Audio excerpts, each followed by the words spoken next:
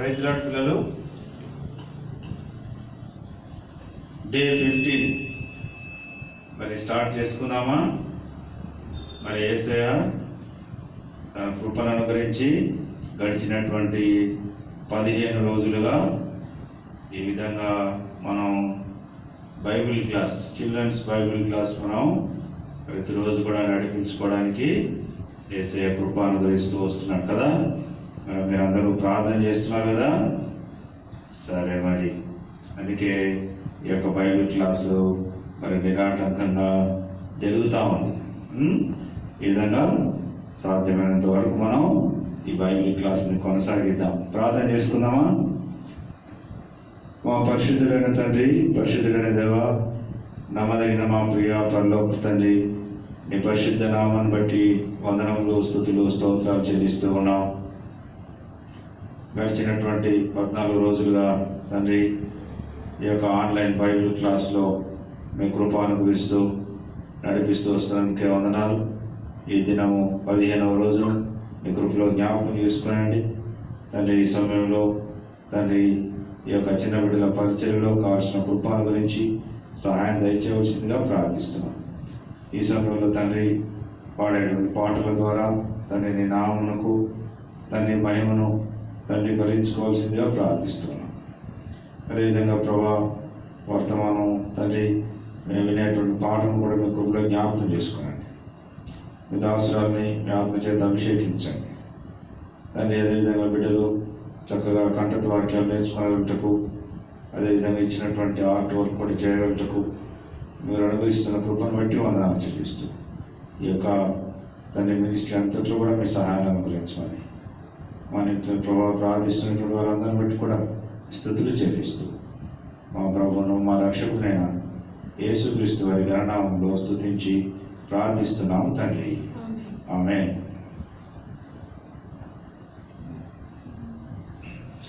Song number 65 మన పాట పుస్తకంలో 65వ పాట పాడుకుందాం. మీ యొక్క మరి ఫోన్లో కూడా వాట్సాప్లో ఈ పాట పెట్టాము, అది చూసుకుంటూ పాడదాం. రైట్.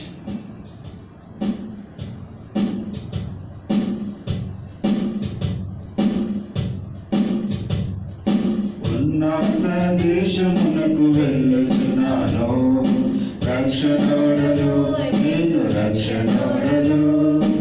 ఉన్నత దేశమునకు వెళ్ళుచున్నాను, రక్షణోడలు నేను రక్షణోడలు. అచ్చగా చూచనను అవును, తాను చేసిన అచ్చటుండదు. అచ్చగా చూచనను అవును, తాను చేసిన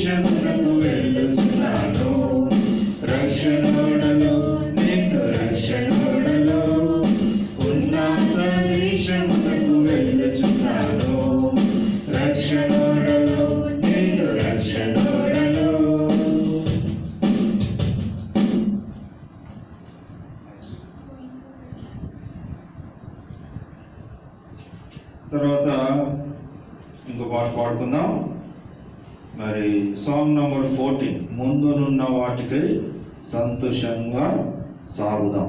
ఈ పాట తెలుగులో ఉంది, అదేవిధంగా ఇంగ్లీష్లో కూడా ఉంది. మరి తెలుగులో ఇంగ్లీష్లో కూడా మనం పాడుకుందాం. చాలా మందికి వస్తుంది కదా, వాళ్ళు రాకపోతే నేర్చుకుందాం. సాంగ్ నంబర్ 14 ముందు తెలుగులో పాడుకుందాం, ఆ తర్వాత ఇంగ్లీష్లో పాడుకుందాం.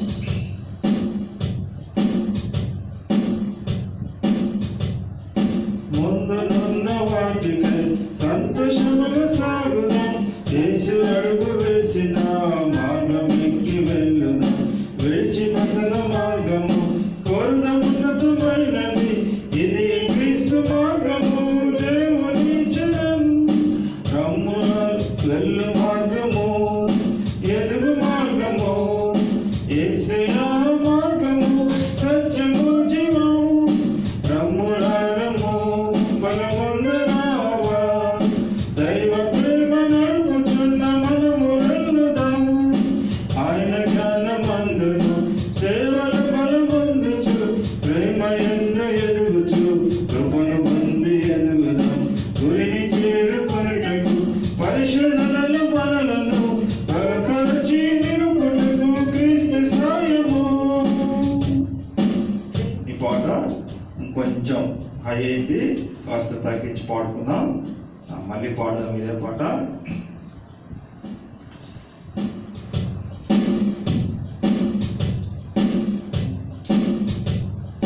ముందునున్న వాటికై సంతోషముగా సాగుదాం, యేసు అడుగు వేసిన మార్గం ఎక్కి వెళ్ళుదాం. విడిచి పతన మార్గము కోరుదమున్నతమైనది, ఇది క్రీస్తు మార్గము, దేవుని చరణ్. వెళ్ళు మార్గము, ఎదుగు మార్గము, యేసయ్య మార్గము, సత్యము జీవం. రమ్ము రారము బలమందరావా, దైవ ప్రేమ నడుపుచున్న మనము వెళ్ళుదాం. ఆయన జ్ఞానమందను సేవలు బలమందుచు, ప్రేమ యందు ఎదుగుచు, కృపను పొంది ఎదుగుదాం. గురిని చేరుకొనుటకు పరిశోధనలు మనలను బలపరిచి నిలుపుటకు క్రీస్తు సాయము. వెళ్ళు మార్గము, ఎదుగు మార్గము, యేసయ్య మార్గము, సత్యము జీవం. రమ్ము రారము బలమందరావా, దైవ ప్రేమ నడుపుచున్న మనము వెళ్ళుదాం. ఇదే సాంగ్ మనం ఇంగ్లీష్లో కూడా పాడుకుందాము. మరి చక్కగా నేర్చుకోండి. ఒకవేళ మీకు రాకపోతే మన ఈ పాట లిరిక్స్ కూడా పెడతాం కాబట్టి చక్కగా మీ మమ్మీ డాడీ వాళ్ళని అడిగి చక్కగా నేర్చుకోండి, వినండి. సేమ్ ఇలాగే తెలుగులో ఎలా పాడామో అదేవిధంగా ఇంగ్లీష్లో కూడా పాడతాం. Ready, start.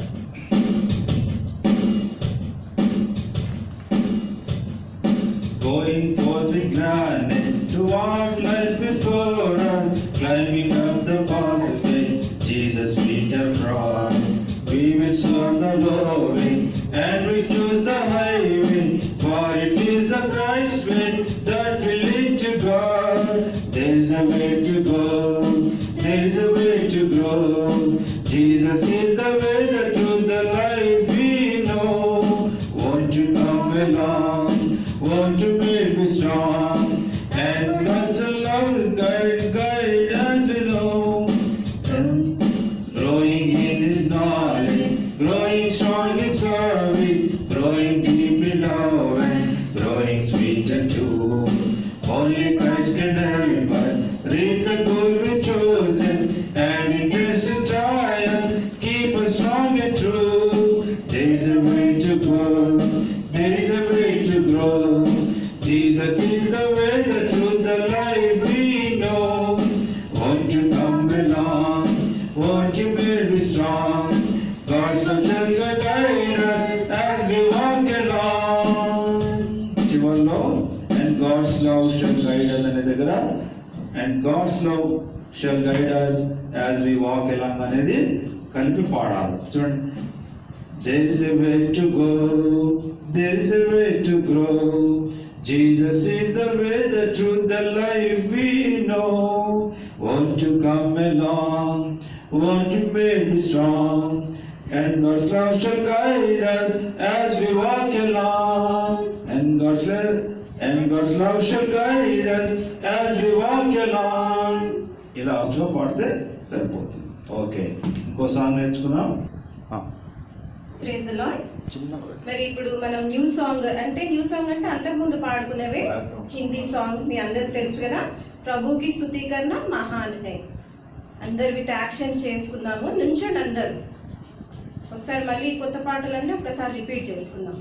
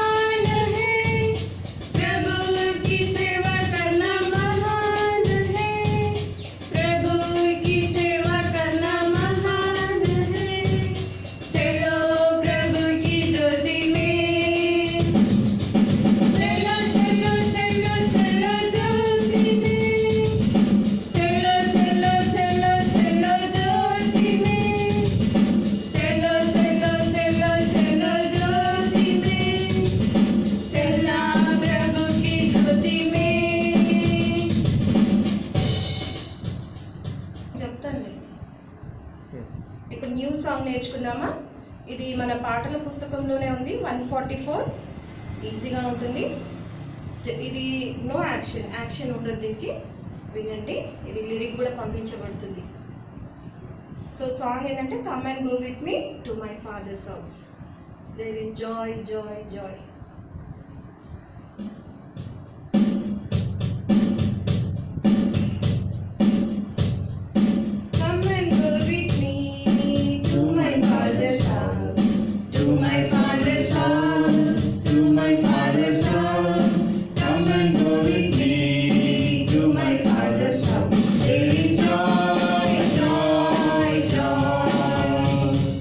Jesus is the way to my Father's house.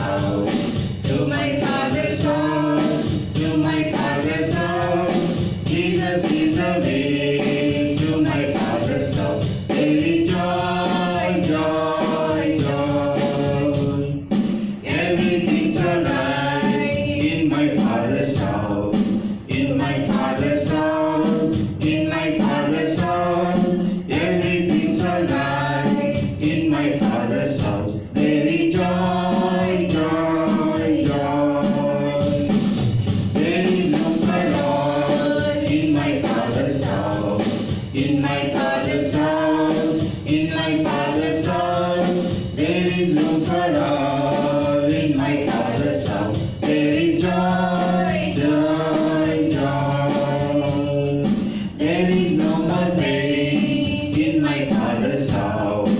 In my Father's house, in my Father's house, there is no more pain in my Father's house. There is joy, joy, joy. There is no more death in my Father's house. In my Father's house, in my Father's house, there is no more death in my Father's house. There is joy, joy, joy. Accept Jesus Christ, you'll be going there.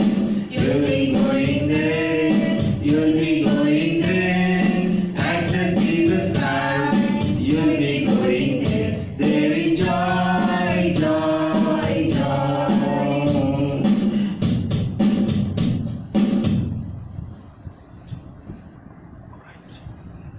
Now story time. అందరు చక్కగా కూర్చోండి, చేతులు కట్టుకోండి, వినండి. ఒక చిన్న కథ చెప్తాను నేను. మరి గొర్రెలను అతన్ని ఏమంటాము? గొర్రెల కాపరి కదా. మరి ఆ యొక్క గొర్రెల కాపరి ఉంటాడు, ఒక గొర్రెలను కాస్తూ ఉంటాడు. మరి ఆ గొర్రెల కాపరి ఆ గొర్రెలను ఎక్కడ తీసుకెళ్ళాలి అని అనుకుంటాడంటే ఒక కొండను దాటించాలి అనుకుంటాడు. ఆ రీతిగా గుంపుగా ఉన్న గొర్రెలను మరి ఆ యొక్క కొండను మరి క్షేమంగా దాటించుటకై మరి వాటిని ఆ యొక్క పక్కకి జరగకుండా మరి వేరే మార్గానికి వెళ్ళకుండా మరి వాటిని సరి చేసుకుంటూ వాటిని క్షేమంగా వాటిని నడిపించుకుంటూ వెళ్తాడు. మరి ఆ గొర్రెలు కూడా మరి ఆ యొక్క గొర్రెల కాపరిని మరి వెంబడిస్తూ వస్తాయి. ఆ రీతిగా వెంబడిస్తున్నప్పుడు ఆ యొక్క గుంపులో నుంచి, ఆ యొక్క మందలో నుంచి ఒక గొర్రె ఏం చేస్తుందంటే ఆ యొక్క పక్కనే ఉన్న ఒక చెడు మార్గం, మరి ఆ యొక్క చెడు మార్గానికి వెళ్తుంది. అదెంతో ప్రమాదకరమైన మార్గం కూడా. ఆ యొక్క ప్రమాదకరమైన మార్గానికి ఎప్పుడైతే ఒక గొర్రె మరి ఆ యొక్క గుంపులో నుంచి వేరుగా వెళ్తుందో ఆ గొర్రెను చూసి ఇంకొక గొర్రె అనుకరించేదిగా ఉంది. మరి ఆ రీతిగా ఇంకో దాన్ని చూసి ఇంకోటి అనుసరిస్తూ వస్తుంది. ఈ రీతిగా ఒకదాని వెంబడి ఒకటి ఆ రీతిగా కొన్ని గొర్రెలు ఆ యొక్క చెడు మార్గానికి వెళ్ళుట వలన ఆ యొక్క సరైన మార్గానికి మరి ఆ యొక్క మార్గం వెళ్ళుట వలన అవి ఏమైపోతాయి? ఆ గొర్రెలు ఒక పెద్ద లోయలో పడిపోయి మరణించేవిగా ఉంటాయి. మరి అదే మరి కాపరిని దృష్టిలో పెట్టుకొని గొర్రెల కాపరి యొక్క స్వరాన్ని వింటూ ఈ యొక్క గొర్రెలు అనుకరిస్తూ వెళ్ళిన ఆ యొక్క గుంపంతా ఎక్కడికి చేరుతుంది? క్షేమంగా ఆ యొక్క కొండ దాటుతారు కదా. మరి ఆ రీతిగా ఎప్పుడైతే ఆ గుంపు మరి కాపరిని మరి అనుసరిస్తూ వెళ్తారో ఆ యొక్క క్షేమానికి వెళ్తూ వస్తారు. ఆ రీతిగానే మరి మనం కూడా గొర్రెల లాంటి వారమే కదా. మరి ఈ యొక్క మనం కూడా మరి ఈ రీతిగా మరి గొర్రెలుగా మరి ఏం చేస్తూ వస్తామంటే మనం కూడా అనేక మార్లు తప్పిపోయే వారంగా ఉంటాం కదా. మనం కూడా ఏం చేయాలి? మరి ఆ రీతిగా తప్పిపోకుండా మనం ఎవరిని అనుసరించాలి? గొర్రెలు ఏ రీతిగా అయితే ఆ గొర్రెల కాపరిని అనుసరిస్తూ వస్తున్నారు, మరి మన కాపరి ఎవరు? ఆ యొక్క దేవుడు కదా. మరి మనం కూడా ఆ యొక్క దేవుణ్ణి అనుసరించాలి. ఆ యొక్క దేవుడి మార్గంలో మనం వెళ్ళాలి, దేవుడి మాట వినాలి. దేవుడి స్వరాన్ని విన్నప్పుడు మనం కూడా ఆ యొక్క పరలోక గృహానికి మనని దేవుడు చేరుస్తూ వస్తాడు. మరి ఈ రీతిగా ఈరోజు యొక్క కథ పేరు ఏంటంటే మన కాపరి అయిన దేవుడు ఆయన కుమారుణ్ణి పంపుట. ఈరోజు కథ పేరేంటి? మన కాపరి అయిన దేవుడు ఆయన కుమారుణ్ణి పంపుట. మరి ప్రజలంతా ఎవరు?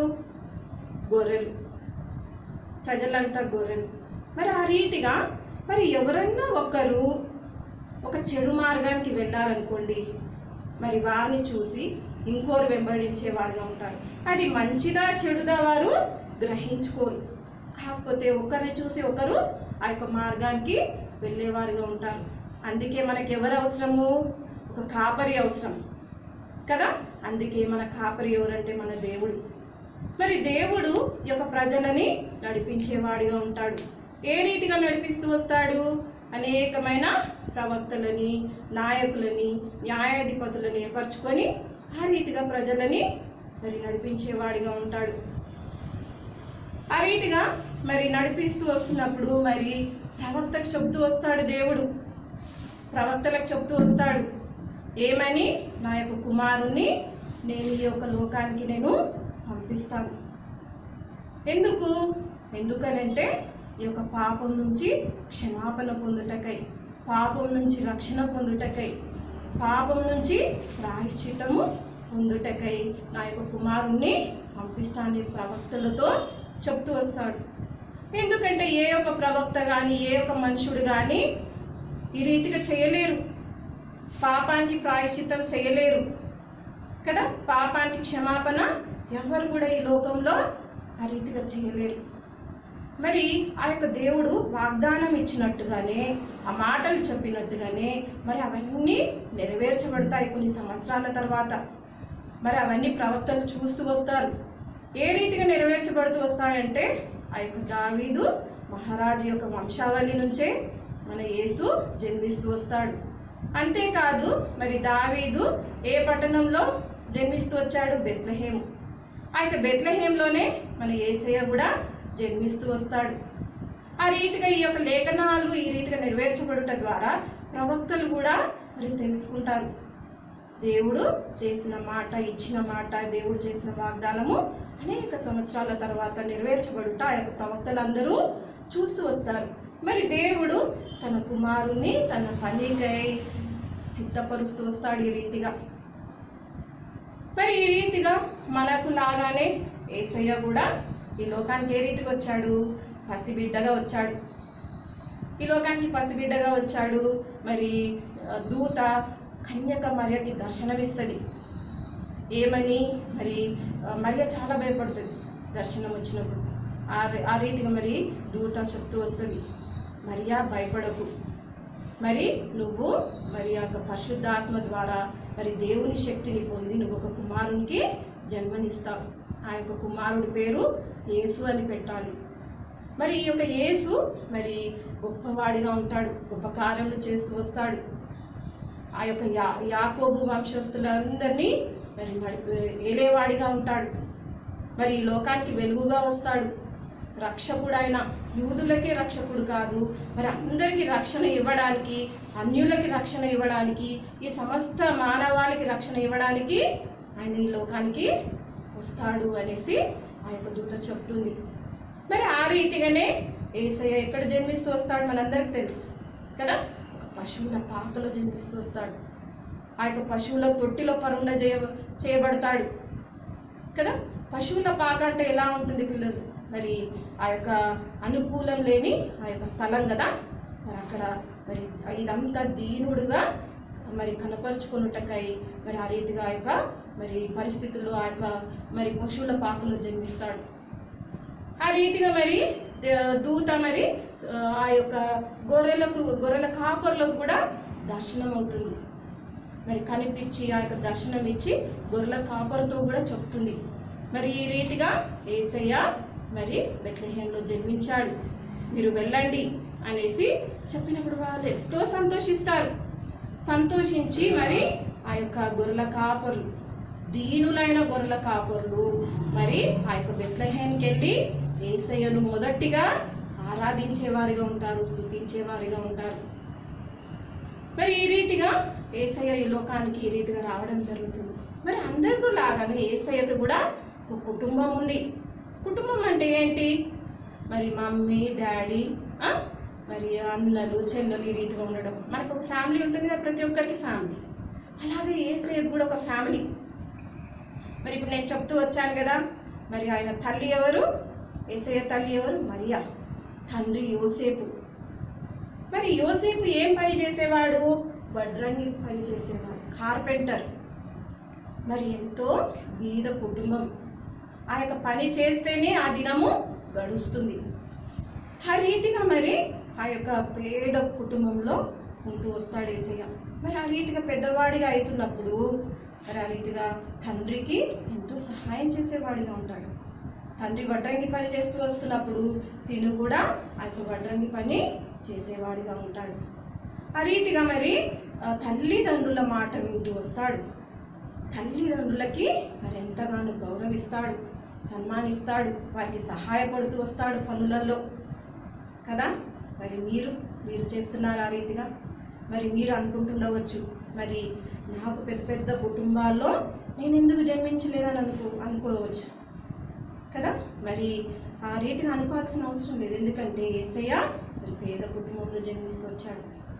మరి మనకి చేతులు ఎందుకు ఇచ్చాడు? మరి చేతులు పని చేయడానికి. యేసయ్య మరి ఎంతగానో పని చేస్తూ వచ్చినాడు, ఈ చేతులతో కష్టపడుతూ వచ్చినాడు. కష్టపడడానికే ఈ చేతులు ఇచ్చాడు. సో మీరు కూడా ఏం చేయాలి? చిన్న పిల్లలుగా ఉన్నప్పుడు మీరు కూడా తల్లిదండ్రులకి పనిలో సహాయం చేస్తూ రావాలి. మరి మమ్మీకి డాడీకి మరి పనిలో ఆ రీతిగా సహాయం చేసేవారుగా ఉండాలి. మీ చేతులు ఆ యొక్క సహాయానికి ఉపయోగించండి. మరి మమ్మీ డాడీ చెప్పిన మాట వినండి, గౌరవించండి, వారిని సన్మానించండి. మీరు ఎంతగానో ఆశీర్వదించబడతారు. ఆ రీతిగా మనకు తెలుసు మరి దావీదు కూడా కదా. మరి గొర్రెల కాపరిగా ఉన్నప్పుడు మరి ఆ యొక్క తండ్రిని మరి ఆ యొక్క తండ్రి పనిలో సహాయం చేస్తూ వచ్చాడు కదా. గొర్రెలను కాసుకుని తండ్రికి సహాయకరంగా ఉంటూ వచ్చాడు. ఆ రీతిగా మరి ఈ తండ్రికి వాళ్ళ తండ్రికి లోబడుతూ వచ్చాడు, మరి పరలోక తండ్రికి కూడా లోబడుతూ వచ్చాడు. కాబట్టి మరి గొర్రెల కాపరి నుంచి ఏమవుతూ వచ్చాడు? దావీదు మహారాజు. ఆ రీతిగానే మరి యేసయ్య కూడా కదా. యేసయ్య వాళ్ళ తల్లిదండ్రులకు సహాయం చేయటం వల్ల మరి యేసయ్య వారికి సన్మానం, గౌరవం, వారిని హెచ్చుగా ఉంచడం ద్వారా మరి ఆ యొక్క పరలోక తండ్రి యొక్క ఆజ్ఞని కదా మరి ఆ రీతిగా తన యొక్క చిత్తాన్ని నెరవేర్చటకై లోకానికి వచ్చడం ద్వారా మరి యేసయ్యని అనేక ప్రజలకి కాపరిగా ఉంచుతూ వచ్చాడు కదా. మరి చిన్నపిల్లలు మీరు కూడా ఈ దినాన మీరు కూడా మంచి స్థాయిలో ఉండాలంటే ఈ రీతిగా దావీదు వల్లే, యేసయ్య వల్లే మీరు ఆశీర్వదించబడాలంటే మరి మీ తల్లిదండ్రులకి సహాయం చేయట్లో ఉండండి. మీ చేతులు ఉపయోగించండి, కష్టపడండి. మరి తల్లిదండ్రులని సన్మానించండి, గౌరవించండి. దేవుడు మిమ్మల్ని ఎంతగానో ఆశీర్వదిస్తాడు. మరి యేసయ్య 2 పనుల నిమిత్తమై ఈ లోకానికి వచ్చాడు. 2 గొప్ప కార్యములు చేయుటకై ఈ లోకానికి వచ్చాడు. మొదటిగా చూసినట్టయితే పాపముల నుంచి విమోచించుటకు ఈ లోకానికి వచ్చాడు. పాపముల నుంచి రక్షించుట కొరకై ఈ లోకానికి వచ్చాడు. మరి ఇంకోటి ఏంటంటే దేవుడి మార్గంలో నడిపించుట కొరకై ఈ లోకానికి వచ్చాడు. దేవుడి మాట వినాలి, దేవుడి మార్గంలో నడవాలి అనేసి ఈ లోకానికి రావడం జరుగుతుంది. మరి ఆ యొక్క పాత నిబంధనల్లో చూసినట్టయితే మరి దేవుడు మాట, దేవుడు ఆజ్ఞ విననట్టయితే వారు చనిపోయేవారు. మరి ఆజ్ఞ అతిక్రమమే పాపం వల్ల వచ్చు జీతము మరణము. ఆ రీతిగా దేవుడు మరి ఆ యొక్క మాట విననప్పుడు, ఆ రీతిగా దేవుడు ఆజ్ఞ తిరస్కరించినప్పుడు మరి మరణించే వారిగా ఉంటారు. ఆ రీతిగా మరలా దేవుడు ఏం చేస్తూ వస్తాడంటే వారితో ఈ రీతిగా చెప్తూ వస్తాడు, మీ పాపముల నిమిత్తమై మీరేం చేయండి, ఒక పరిశుద్ధమైన మరి నిర్దోషమైన పవిత్రమైన గొర్రెపిల్లను నా యొద్దకు తీసుకొచ్చి బలి అర్పించండి అని చెప్తూ వస్తాడు. ఆ రీతిగా ఏం చేస్తూ వస్తారంటే ప్రజలు వారి పాపముల నిమిత్తమై ఒక పరిశుద్ధమైన మరి పవిత్రమైన గొర్రెపిల్లను తెచ్చి మరి దేవుడికి ఆ రీతిగా అర్పిస్తూ వస్తారు. మరి గొర్రెపిల్ల దేనికి సాదృశ్యంగా ఉంటుంది? యేసయ్యకి కదా. మరి యేసయ్య కూడా ఎంతో పరిశుద్ధుడు, ఎంతో పవిత్రుడు కదా. మరి మన పాపముల గురించి ఆయన శిక్షను పొందుతూ వచ్చాడు కదా. మరి ఏ పాపం ఎరుగని అతను మన పాపముల నిమిత్తమే శిక్ష పొందుతూ వచ్చాడు. మన పాపములన్నీ కూడా తను భరిస్తూ వచ్చాడు కదా. ఆ రీతిగా మరి ఈ లోకానికి మరి ఒక గొర్రె పిల్ల వలె ఈ లోకానికి వచ్చాడు కదా. మనము దీన్ని బట్టి మనం ఏం తెలుసుకోవాలి? చిన్న బిడ్డలు చూడు, యేసయ్య మరి ఆ యొక్క తండ్రి యొక్క చిత్తాన్ని నెరవేర్చుటకై ఈ లోకానికి మన నిమిత్తమై వచ్చాడు కదా.